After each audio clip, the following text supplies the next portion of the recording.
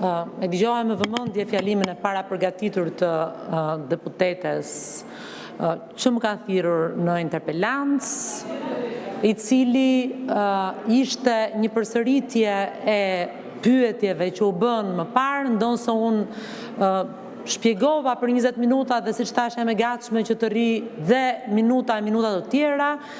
Kuvendi ka mekanizma plot për të diskutuar dhe për të thirrur në raportim ministra pa antar qeverisë, ndaj jam e gatshme ta vazhdoj këtë diskutim edhe jashtë afateve të përcaktuara nga interpelanca.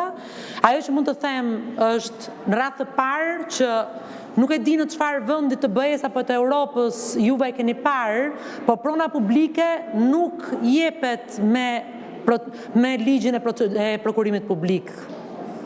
Kjo është e vërteta. Prokurimi publik përdoret për procedura prokurimi. Prona publike jepet nëpërmjet procedurave, po ka ankande, por nuk jepet me procedurë prokurimi. Janë dy gjëra të ndryshme.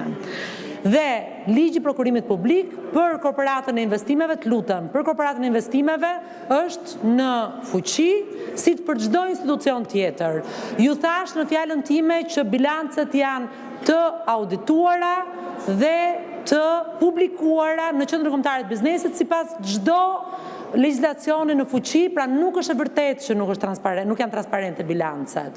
Thash dhe shpjegova procedurën e cila është e bazuar në VKM 137, e gjithë procedura e dhënies në përdorim të pronës dhe me dy faza e shpjegova në fjalën time, thatë që procedura nuk është transparente. Për stadiumin Selman Stërmasi dhe për të gjithë procedurat konkurruese të pronave publike që janë në vend dispozicion në bashkëpunim me privatin, të gjitha procedurat jo vetëm që kanë qenë transparente, por kanë qenë live. Mund të shkoni mbrapsht në kohë, janë akoma live, mund t'i gjeni konkursin ku ka një juri me ndërkombëtar që vlerëson të gjithë projektet që vinë për zhvillimin e pronës dhe unë shpjegova se si kjo procedurë bëhet me dy faza dhe kush janë kriteret që merren në konsiderat për vlerësimin e fituesit.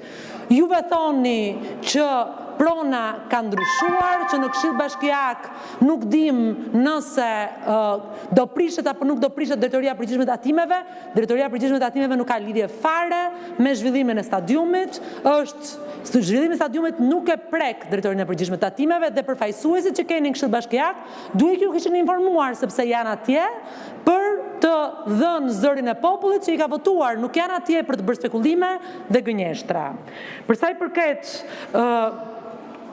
projekteve të Aslan Rusit, doja të theksoja që projekti Aslan Rusit është një projekt i cili është fituar nga investitor holandez, procedurë dhe kjo publike, procedurë të cilën mund t'ju referoni se dhe kjo ka qenë live, pra kur thritet në interpelancë një antar i qeverisë, kur dëgjohen shpjegimet, unë jam shumë e gatshme të bëjmë debate dhe diskutime mbi çdo lloj procesi, por ama ato që themi duhet të dëgjoni dhe të argumentoni mbi faktet që neve paraqesim.